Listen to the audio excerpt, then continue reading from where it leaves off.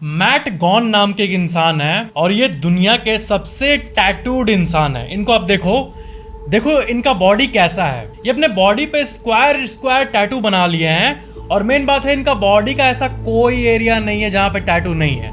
इनको देखो, इनको वर्ल्ड्स मोस्ट टैटूड मैन कहा जाता है। बॉडी के पूरे वॉल्यूम के हिसाब से टैटू कितना है इस मामले में ये हाईएस्ट है। टोटल 848 स्क्वायर्स है इनके बॉडी के ऊपर। फैक्ट नंबर 20, क्या आपको पता है कि टाटा स्टील, अपना इंडिया का टाटा स्टील कंपनी जो है उसका इस्तेमाल कोलकाता के हावड़ा ब्रिज में भी हुआ है और दुबई के बुर्ज खलीफा में भी हुआ है। आप देखना कितने भी कंपनी सुन लो आप, ऐसा माना जाता है टाटा तो टाटा है। रतन टाटा सर की बहुत रेस्पेक्ट करते हैं लोग। आपको पता है क्यों? क्योंकि टाटा पूरे दुनिया में छाया हुआ है। जैसे कि मैंने आपको बताया, हावड़ा ब्रिज में यूज हुआ है, बुर्ज खलीफा में उसका स्टील यूज हुआ है और दुनिया के सबसे टॉलेस्ट बिल्डिंग बुर्ज खलीफा में टाटा का Voltas air conditioning service provide करता है। Fact number 19, widest mouth gap.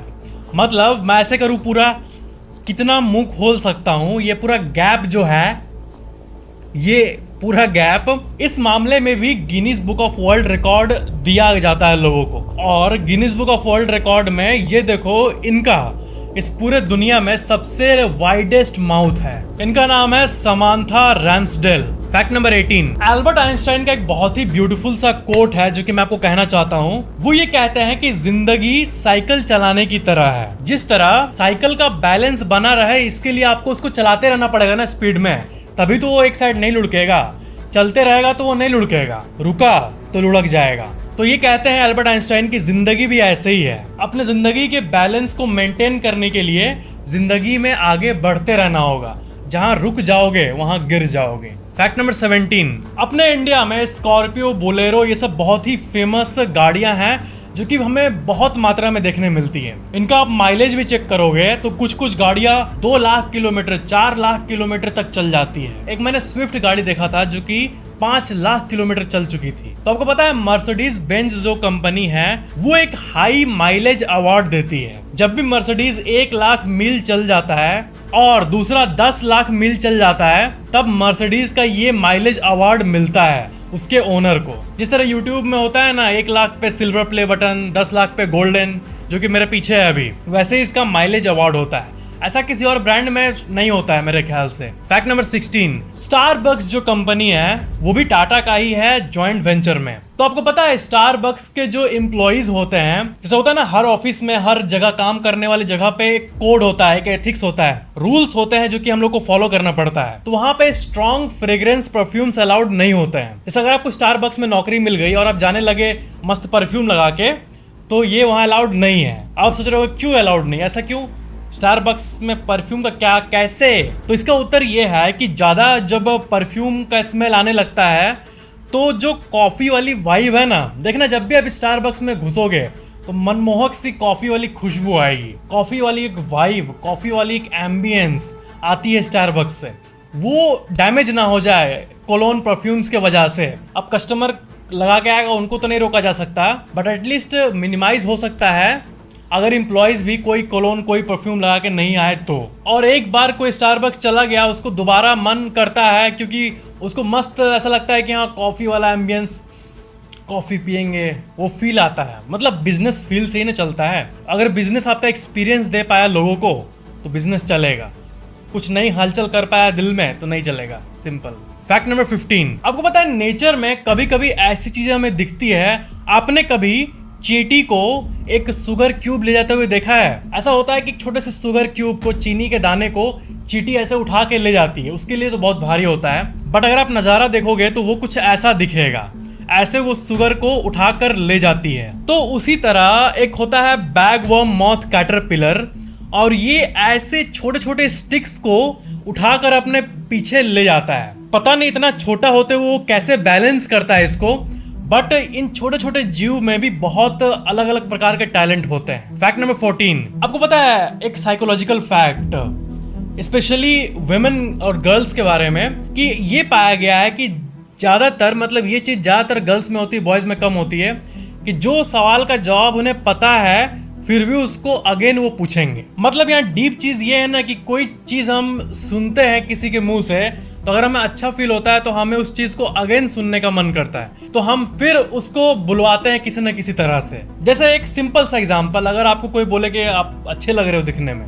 ऐसा अगर आपको बोले तो आपको अच्छा लगता है, तो आप चाहोगे ना कि ऐसा कुछ हो जाए कि फिर से वो मेरे को बोले अच्छा। तो ये चीज जो होती है वो ज्यादातर गर्ल्स में पाई जाती है और बॉयज में भी थोड़े मात्रा में। मतलब एक डीप सा फैक्ट है ये, ऐसा नहीं कि यूनिवर्सल है, बट ऐसा जनरली ऑब्जर्व किया गया है। फैक्ट नंबर 13, आपने भालू को देखा है, बियर को ऐसा दिखता है, ठीक है, बियर ये क्यूट दिखता है, ठीक है, ऐसे पूरा फ्लफी, बट बिना बाल का भालू अगर दिख जाए तो वो बीस्ट दिखता है। मतलब बिना बाल के भालू ऐसा दिखता है। फैक्ट नंबर 12, अब्दुल कलाम जी ने ये कहा था कि कॉन्फिडेंस जो होता है ना, ये जो कॉन्फिडेंस वो अम्ब्रेला की तरह होता है, छाते की तरह, और जो बारिश होता है वो प्रॉब्लम्स की तरह होता है। तो जब भी बारिश होता है तो आप अम्ब्रेला को लेकर निकलते हो, तो इससे बारिश तो बंद नहीं हो जाती, बट फिर भी आप पे कम पानी लगता है ना। तो लाइफ में जो प्रॉब्लम्स और चैलेंजेस होते हैं वो वही बारिश है, और जो आपका कॉन्फिडेंस है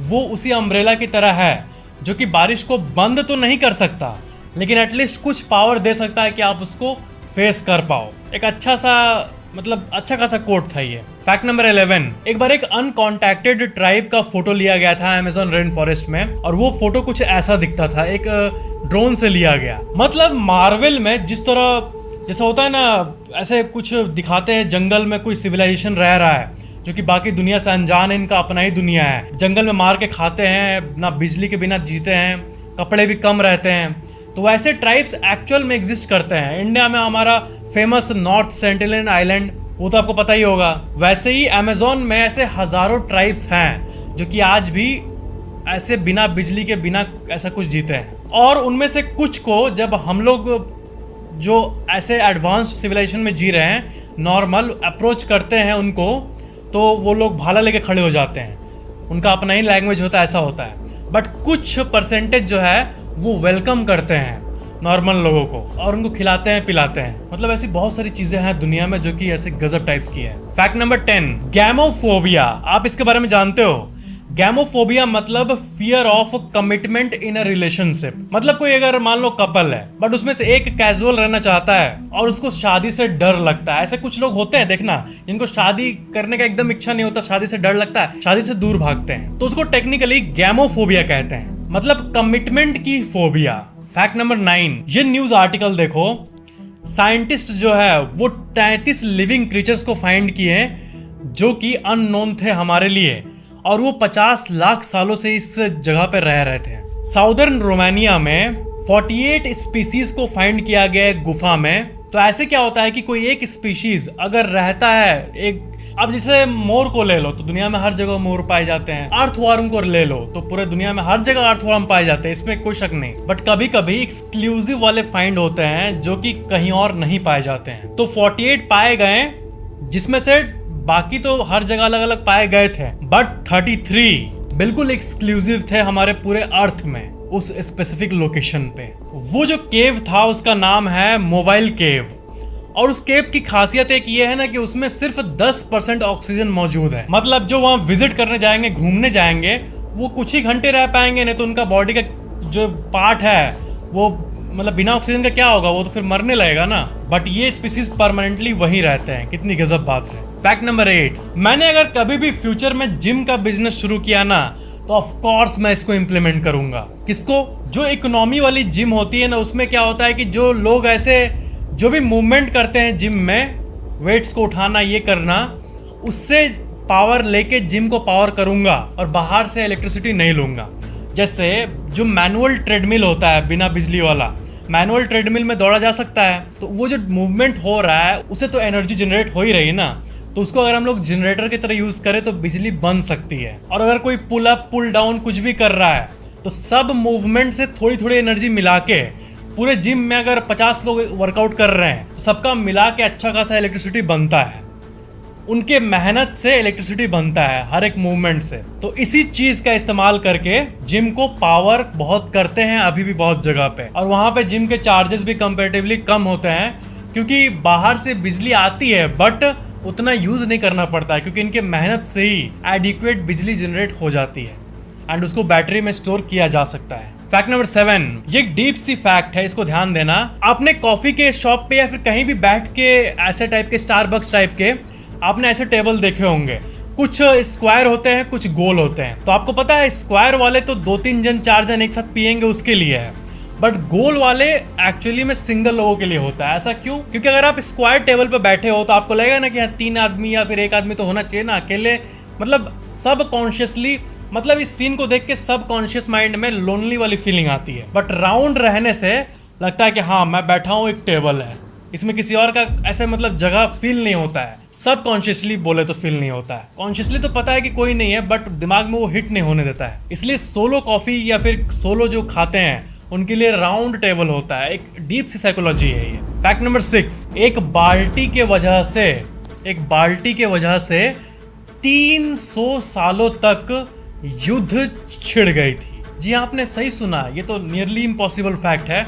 बट ये देखो इस फैक्ट का Wikipedia profile, war of the bucket, ये 1325 में लड़ा गया था बोल्गना और मोडेना स्टेट के बीच में, नॉर्दर्न इटली में, और ये शुरुआत हुई थी सिर्फ एक बाल्टी के चलते। एक मिथिकल बात फैली हुई है कि जो मोडेना का साइड था वो बोलोगना का एक बाल्टी चुरा लिया था और इसलिए ये युद्ध छिड़ गई। बट अगर इसका विकिपीडिया पेज को हम लोग डिटेल में पढ़ेंगे तो ये बताया जाता है कि ये कॉमन मिथ है, ये इनकरेक्ट है, क्योंकि ये तो एक ट्रॉफी की तरह लिया गया था। असल वॉर हुई थी एक कैसल को लेके, एक कैसल को कब्जा कर लिया था मोडेना वालों ने, और वो जो ट्रॉफी है जो जीतने के बाद, जैसे कि इस पेज में लिखा हुआ है, जीतने के बाद जो एज अ ट्रॉफी मिला वो था ये बकेट।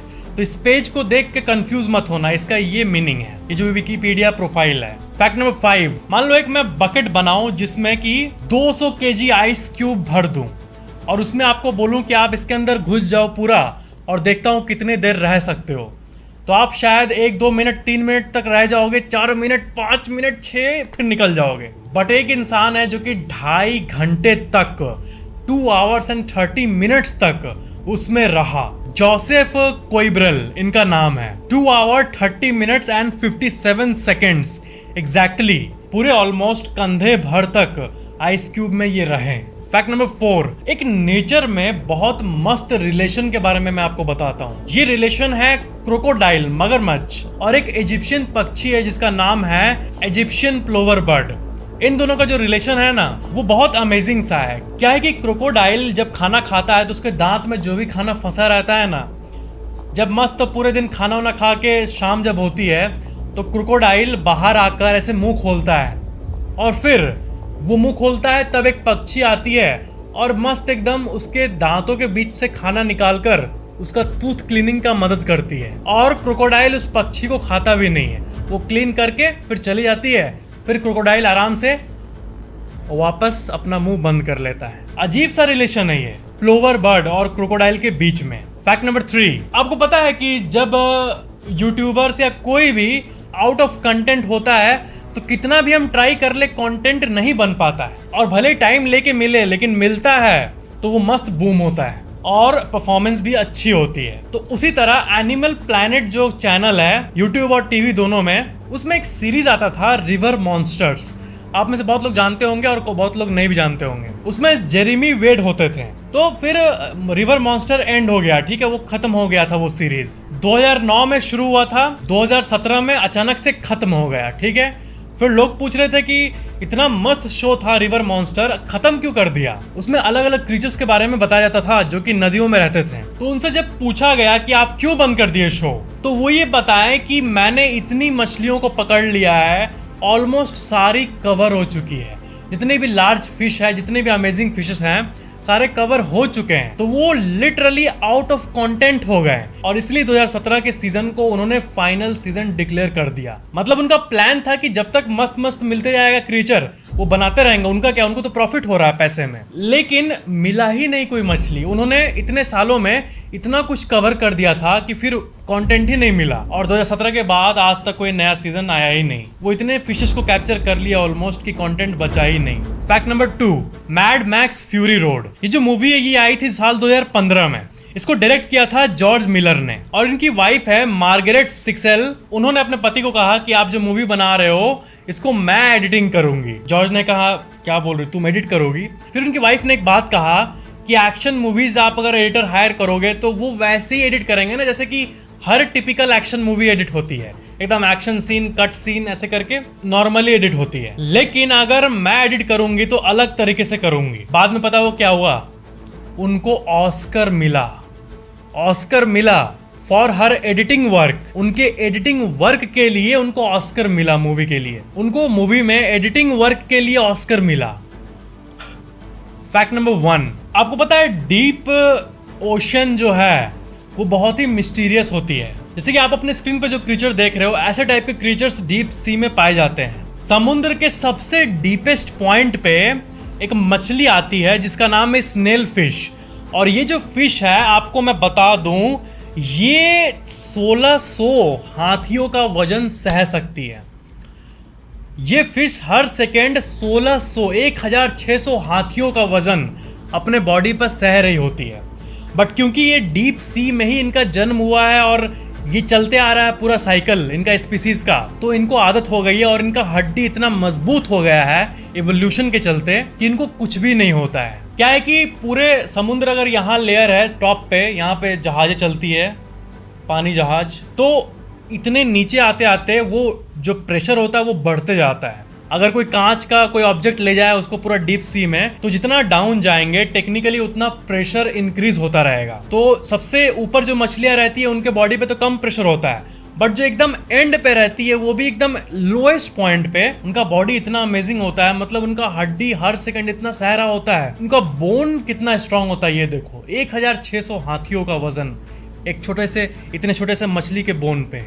बाप रे, गूज़बम्प्स। लाइफ में मैं कभी ना कभी डीप सी को एक्सप्लोर करना चाहूंगा ही चाहूंगा। तो ये था आज का वीडियो। ऐसी और अमेजिंग फैक्ट्स के लिए मैं आपको ये वाला वीडियो रेकमेंड करूंगा जो कि आपके स्क्रीन पे अभी आ रहा है। इस वीडियो को जरूर वॉच करना, इस वीडियो को लाइक जरूर करना, कमेंट करना और शेयर जरूर कर देना ताकि सबको नॉलेज मिले। और चैनल को सब्सक्राइब करके बेल आइकन जरूर ऑन कर लेना और ऑल पे क्लिक कर देना ताकि अगले वीडियो की नोटिफिकेशन आपको सबसे पहले मिल जाए।